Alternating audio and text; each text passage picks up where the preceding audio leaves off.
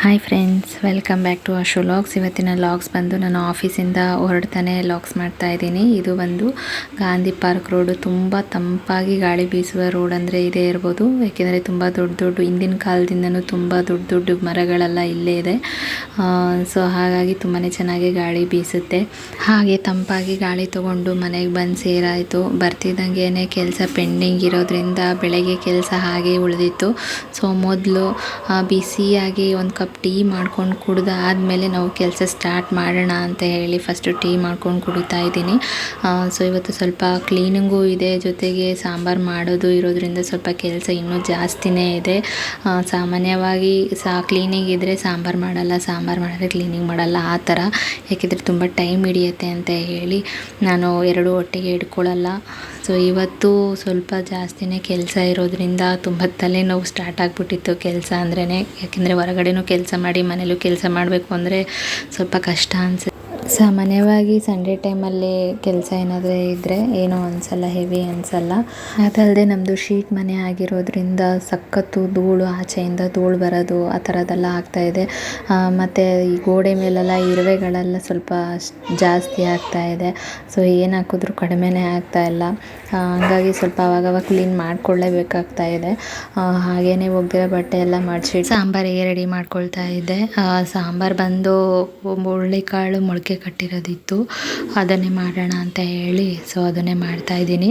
ಇದಕ್ಕಿಂತ ಮುಂಚೆ ನಾನೇನಾದರೆ ಹುರುಳಿಕಾಳು ಮೊಳಕೆ ಕಟ್ಟುತ್ತಾ ಇದ್ದರೆ ಅದು ಕಾಳು ಪ್ರಾಬ್ಲಮ್ ಅಂತ ಗೊತ್ತಿರಲಿಲ್ಲ ನನಗೆ. ಮಾಡೋ ಮೆಥಡ್ ಬರ್ತಿರ್ಲಿಲ್ವ ಗೊತ್ತಿಲ್ಲ ಕಟ್ಟೋಕ್ಕೆ.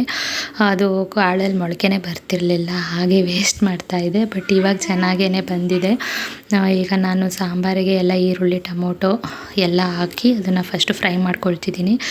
ನಂತರ ನಾನು ಒಂದು ಮಿಕ್ಸಿ ಜಾರಿಗೆ ಹಸಿ ತೆಂಗಿನಕಾಯಿನ ಒಂದು ಸ್ವಲ್ಪ ಹಾಕ್ಕೊಂಡು ಫ್ರೈ ಮಾಡಿ ಎತ್ತಿಟ್ಕೊಂಡಿರುವಂತಹ ಈರುಳ್ಳಿ, ಟೊಮೊಟೊ, ಚಕ್ಕೆ, ಲವಂಗ ಇದನ್ನಿಷ್ಟೂ ನಾನು ಮಿಕ್ಸಿಗೆ ಹಾಕ್ಕೊಂಡು ರುಬ್ಕೊಳ್ತೀನಿ ನೈಸಾಗೆ. ಇದ್ರ ಜೊತೆ ಸ್ವಲ್ಪ ಕಡಲೆನೂ ಸೇರಿಸ್ಕೊತೀನಿ. ತೆಂಗಿನಕಾಯಿ ಸ್ವಲ್ಪ ಹಾಕ್ತೀನಿ, ಕಡಲೆ ಸ್ವಲ್ಪನೂ ಹಾಕ್ತೀನಿ. ಜಾಸ್ತಿ ತೆಂಗಿನಕಾಯಿ ಏನು ಉಪಯೋಗಿಸಲ್ಲ ನಾನು, ಮಸಾಲೆ ಸಾರಲ್ವ ಎದೆ ಮೇಲೆ ಇರುತ್ತೆ ಅಂತ. ಈಗ ಹುರುಳಿಕಾಳು ಮತ್ತು ಆಲೂಗಡ್ಡೆನೂ ಇದಕ್ಕೆ ಹಾಕ್ಕೊಳ್ತೀನಿ. ಬೇಕಾದ್ರೆ ಇದ್ರ ಜೊತೆಗೆ ಒಂದು ಬದನೆಕಾಯಿನೂ ಸೇರಿಸ್ಕೊಬೋದು. ನಾನು ಬದನೆಕಾಯಿ ಇರಲಿಲ್ಲ ಅಂತ ಹೇಳಿ ಆಲೂಗಡ್ಡೆ ಮಾತ್ರ ಒಂದು ಸೇರಿಸ್ಕೊಳ್ತೀನಿ. ಆಲೂಗಡ್ಡೆನೂ ಸಾಮಾನ್ಯ ನಮ್ಮಲ್ಲಿ ಯಾರೂ ತಿನ್ನಲ್ಲ, ಹಂಗಾಗಿ ಒಂದು ಬದನೆಕಾಯಿ ಸೇರಿಸ್ಕೊತೀನಿ. ಮಸಾಲೆ ಐಟಮ್ಸ್ನೆಲ್ಲ ಮಿಕ್ಸಿಗೆ ನುಣ್ಣಗೆ ಆಗೋಂಗೆ ರುಬ್ಕೊಂಡು ಒಂದು ಕುಕ್ಕರಲ್ಲಿ ಎಣ್ಣೆ ಹಾಕ್ಕೊಂಡು ಎಣ್ಣೆ ಬಿಸಿ ರುಬ್ಬಿರುವ ಮಸಾಲೆನೂ ಇದಕ್ಕೆ ಸೇರಿಸ್ಕೊಂಡು ಒಂದು ಸ್ವಲ್ಪ ಕಲಿಸ್ಕೊತೀನಿ.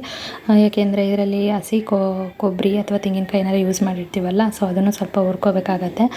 ಸೊ ಈ ಥರ ಬಂದಮೇಲೆ ಪಾತ್ರೆಯಲ್ಲಿ ಹಾಕ್ಕೊಂಡಿರುವ ಆಲೂಗಡ್ಡೆ ಮತ್ತು ಹುರುಳಿಕಾಳನ್ನ ಅದಕ್ಕೆ ಸೇರಿಸ್ಕೊಂಡು ಚೆನ್ನಾಗಿ ಮಿಕ್ಸ್ ಮಾಡ್ತೀನಿ. ಒಂದು ಸ್ವಲ್ಪ ಅದಕ್ಕೆ ಅರಿಶಿನ ಹಾಕ್ಕೊಳ್ತೀನಿ. ಯಾಕೆಂದರೆ ನಾನು ಇದನ್ನು ಸಾಂಬಾರು ಪುಡಿ ಯೂಸ್ ಮಾಡಿಲ್ಲ, ಹಾಗೆಯೇ ಸ್ಪೈಸಸ್ ಹುರಿದನ್ನ ನಾನು ಮಾಡಿರೋದು.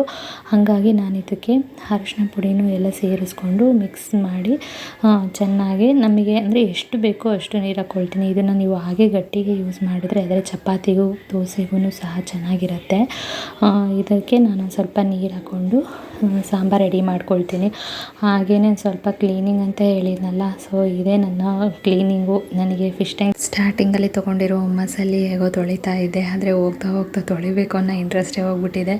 ಹಾಗಾಗಿ ನನಗೆ 15 ದಿನಕ್ಕೊಂದ್ಸಲ 20 ದಿನಕ್ಕೊಂದ್ಸಲ ನಾನು ಕ್ಲೀನ್ ಮಾಡ್ಕೊಳ್ತೀನಿ. ಆ್ಯಕ್ಚುಲಿ ವಾರಕ್ಕೊಂದ್ಸಲ ಅದನ್ನು ತೊಳಿಬೇಕಿತ್ತು. ಸೊ ನೋಡ್ತಾ ಇರ್ಬೋದು ತುಂಬಾ ಗಲೀಜಾಗ್ಬಿಟ್ಟಿತ್ತು, ಒಂದು ಸ್ವಲ್ಪ ಹುಳನೂ ಆಗಿಬಿಟ್ಟಿತ್ತು. ಫಸ್ಟು ಕ್ಲೀನ್ ಮಾಡಿಬಿಡೋಣ ಅಂತ ಹೇಳಿ ನೀಟಾಗಿ ಅದನ್ನು ತೊಗೊಂಡೋಗಿ ತೊಳ್ಕೊ ಬಂದಿದ್ದಾಯಿತು. ಇದಕ್ಕೇನಿಲ್ಲ ಅಂದರೆ 1-2 ಕೊಡ ನೀರು ಹಿಡಿಯುತ್ತೆ ಇದಕ್ಕೆ.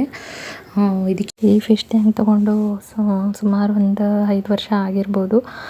ಸೊ ಆವಾಗಲೂ ಸ್ವಲ್ಪ ಬೇರೆ ಫಿಶ್ ಟ್ಯಾಂಕೆಲ್ಲ ಚೆನ್ನಾಗಿತ್ತು.